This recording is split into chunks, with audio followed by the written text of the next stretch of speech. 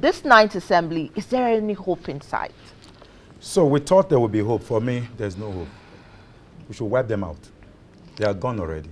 Wipe them out, please. Let's be choice of the word. Yes, what I mean is that let them fade out. Okay, thank you. The purpose for the bills were targeted at the Constitution.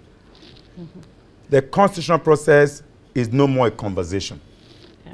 It has gone around the entire state. It has returned back, and President Buhari has done the needful. What they will do if they passes whatever they pass, if the president doesn't assent to it, it dies with the National Assembly.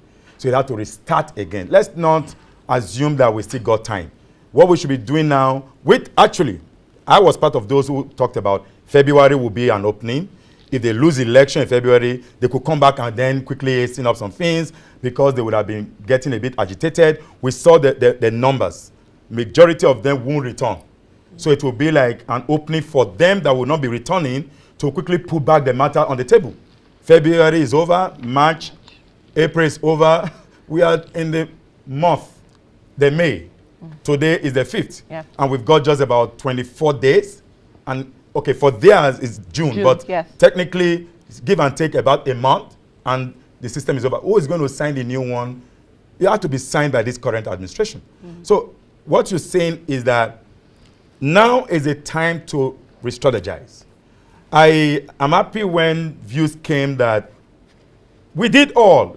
The First Lady came, but there was also another story that probably people need to bring to the table, that some of the advocacy of those high-level women were ill-timed. That their appearance at the National Assembly seemed to be a power play. Interesting. That there were no lobbying behind the scene before the appearance in that open gap. That if the President of the Federal Republic of Nigeria, just a few days ago, Senate approved some loan. The President didn't go to the National Assembly. What he would have done would have been behind the scene to say, well, go in, sign, agree, vote in favor, and that happened. That maybe, I'm not saying, we all have a different strategy. If I'm to use the US model, for example, you get a lobby company to do the groundwork, and it's expensive, it's money. But what the women did was enough. Enough because of where we are coming from. From 2006, when the Equal Opportunity Bill, Gender and Equal Opportunity Bill, appeared first time in National Assembly, that came from CEDAW, that Nigeria is a part and parcel of the signatory to give certain waiver for systems to work well. Then there was a creation of a Gender and Equal Opportunity Bill. We came in, and the Senate, the National Assembly at that time was not talking about gender. They were looking at culture, religion. Now that we have learned about culture and religion, and those were taken out, it is no longer culture and religion. It's the word gender. Maybe by the time we come again to say, okay, let's not call it gender, let's call it women. Next is that why is it men? There will always be excuses. But I think that now that we know that gender was a challenge, we need to do more. I'm not saying we haven't done a lot. If the person who told you is listening, gender is simply social construct. Yeah. It is a role that is given to a male and a female in a society. Just for your understanding, the person is listening. Today, it is the word equity. Now, the women are not in that space. So you need to create some opening, some opportunity to improve the status. That's just what we are talking about, nothing more. There will be such a time in the future when women have now gotten to this place. Maybe the boys or the men are not going down. The same thing will not be applicable to the men. Today, you may not know that men are disenfranchised against in the kitchen. There are advocates who are saying men inclusion in the kitchen. That's gender. I've heard that. That's gender. That women, please teach us how to cook so that we can also cook in the kitchen. I don't know why people are looking at gender issue just as women issue. No. It's a combination of all of us. We have a responsibility in any case. If we are able to go with religion. At the beginning, we are told in our holy book that when God created a man, he saw that the administration, the governance of the area will not be okay. He saw that managing systems and processes and all of that in that location, let's assume it's a country, will not be okay. That if we leave this man, there will be anarchy. let's send him someone who will contribute to the delivery of that goods. And that's why that combination came. And this combination, each time we misses out, we lose out completely. And that's one of the bane of Nigeria's development. And I can argue it anytime, any day. Sure, because I saw Dorothy nodding her head, and I don't know if you want to contribute to what has been said, especially in the area of women's rights as human rights. Okay, so it's important to Dorothy Njamaze with the Dorothy Njamaze Foundation, of course, and it's important to point out that Nigeria is the first country to be found guilty or pronounced guilty by a law court of gender-based violence. And so it means that Nigeria is just being skilled in the practice of perpetrating gender-based violence. In the Dorothy Njamaze and 3 others versus the Federal Republic of Nigeria case, the ECOWAS courts pronounced Nigeria guilty of gender-based violence. One would think that the shame of being, breaking such a record would make us rethink our systems. With the state of emergency, GBV movements and all of those, the state of emergency is declared against gender-based violence, the constitution of the interministerial committees to eradicate gender-based violence, amongst other things.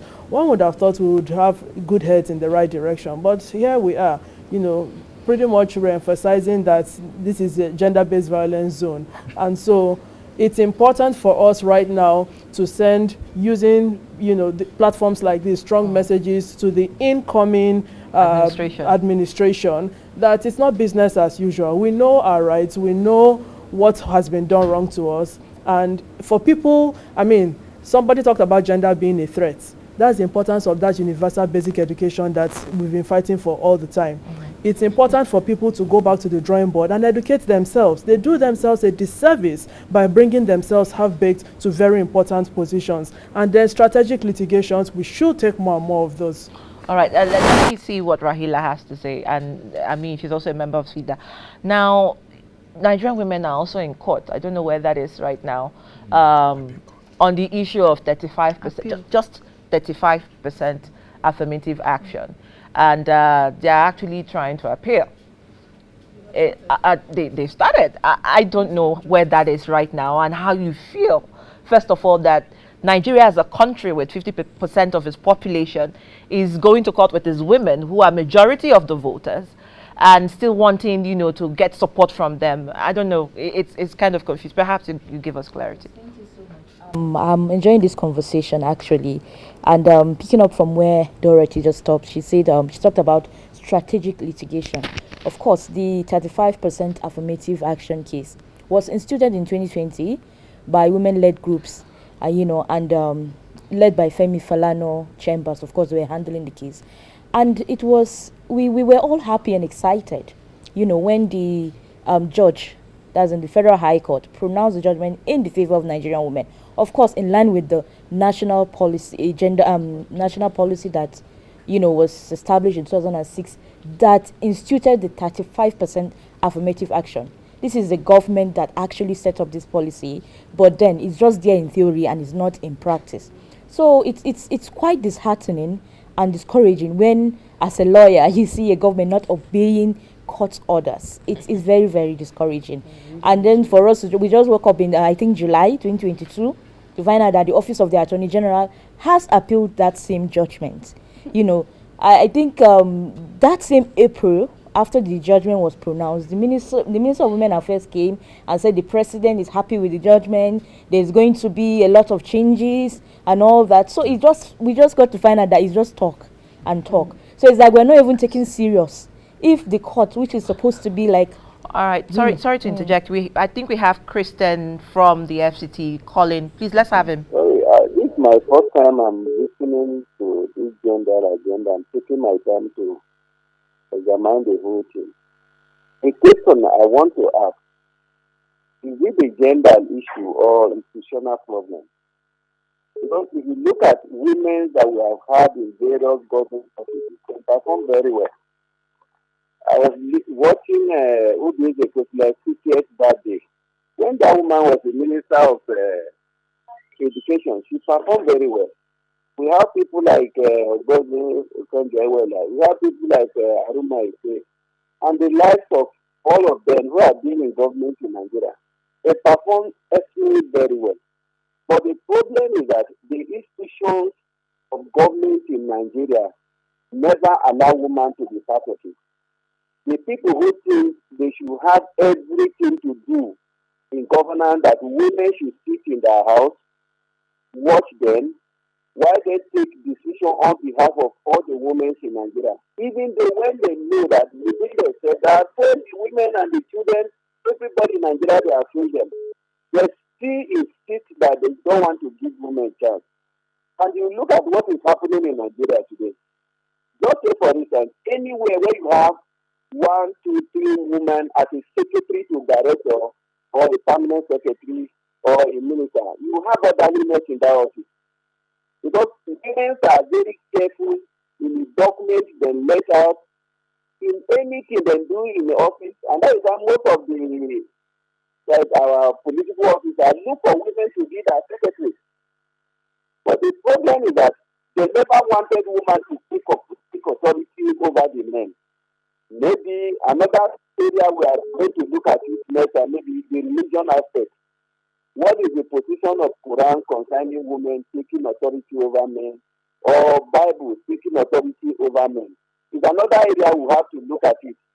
So that those who will bring religion into it, you can be able to sit down, reason together and practice. Because I bet you, one of the problems that is hindering women taking leadership in Nigeria is religion.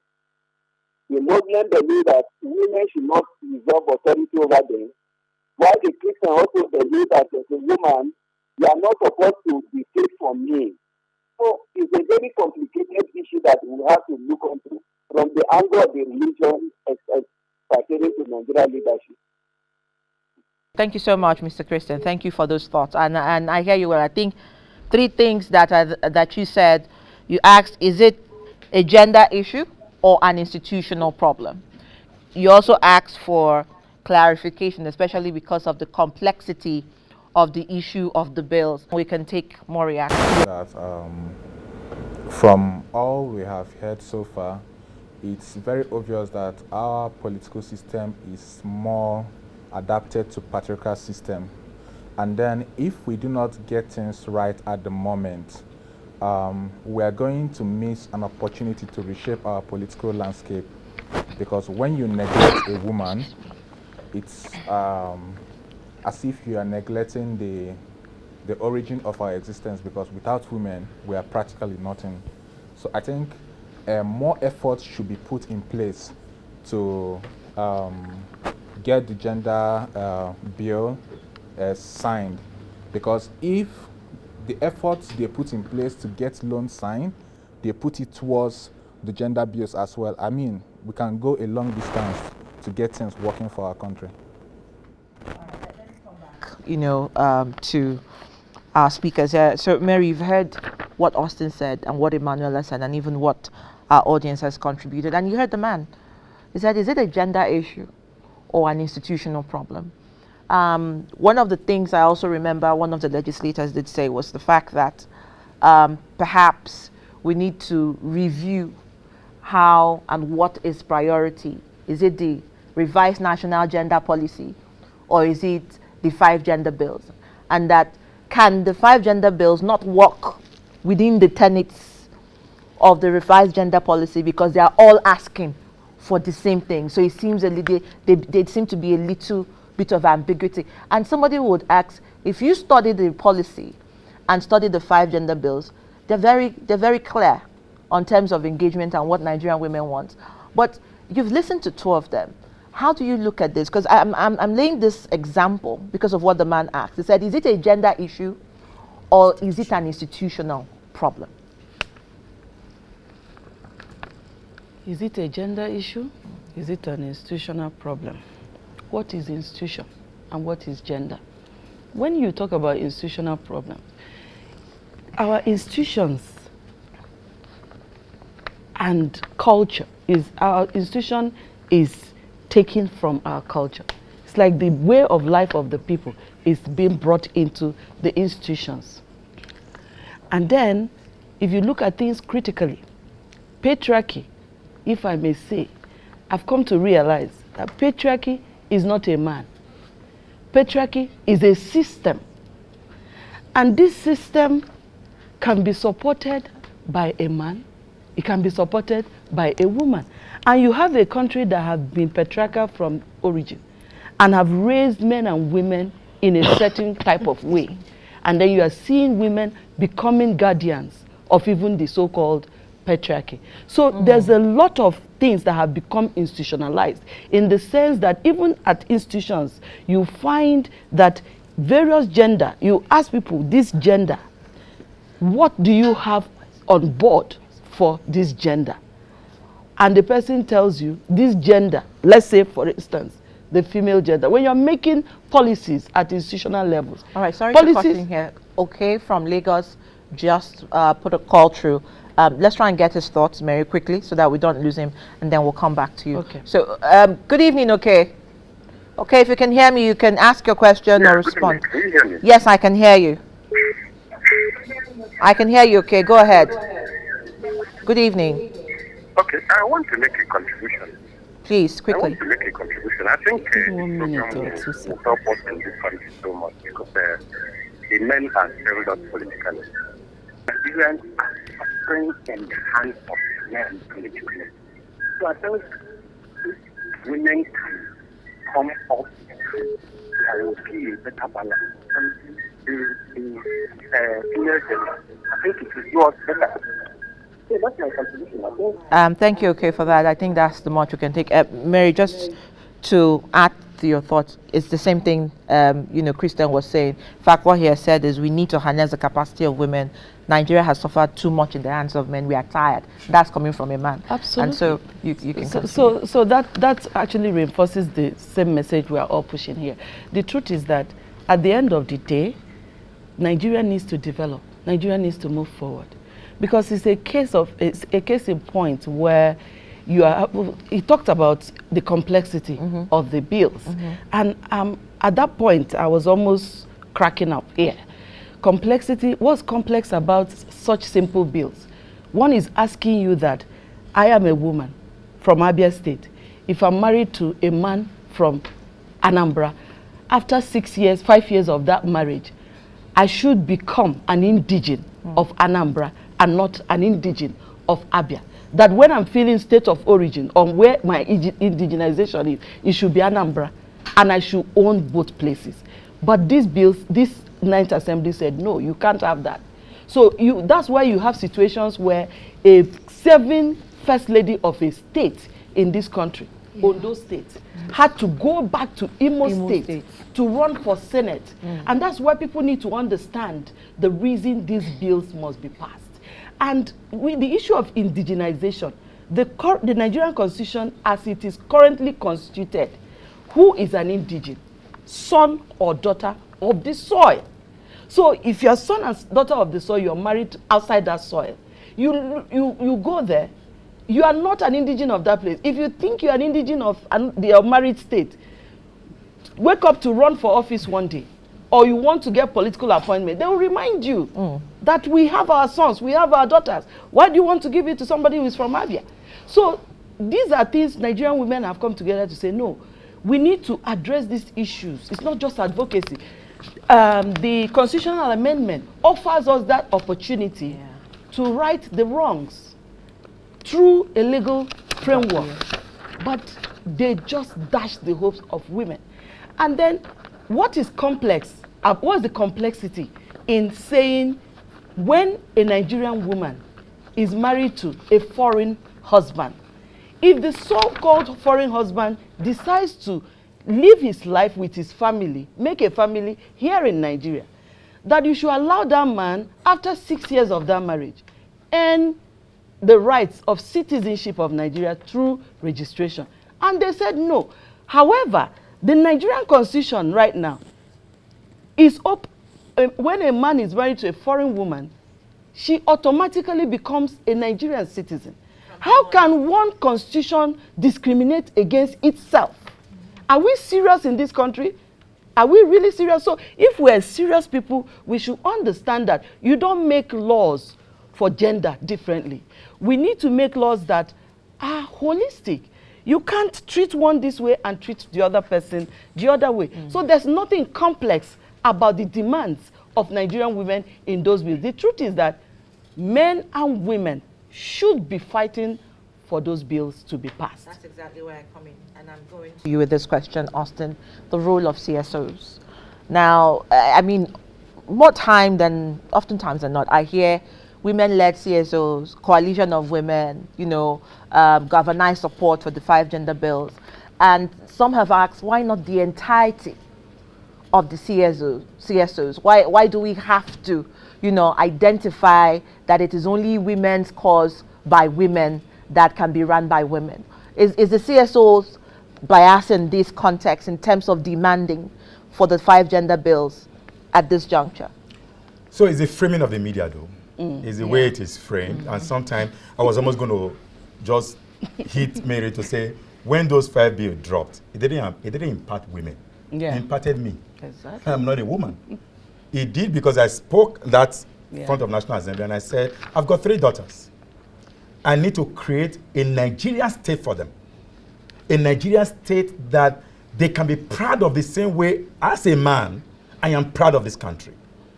Meanwhile, when some of us leave this country, we go pay to marry a woman in that country so we can earn their citizenship. I don't get it.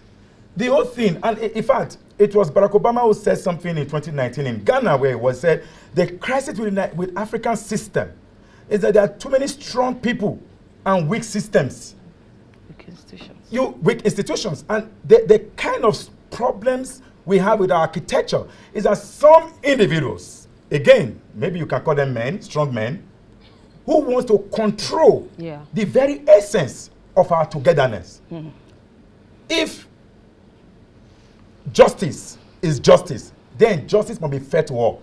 The Nigerian Constitution isn't fair because the preamble of that Constitution says, we the people of the Federal Republic of Nigeria, we does mean he and she.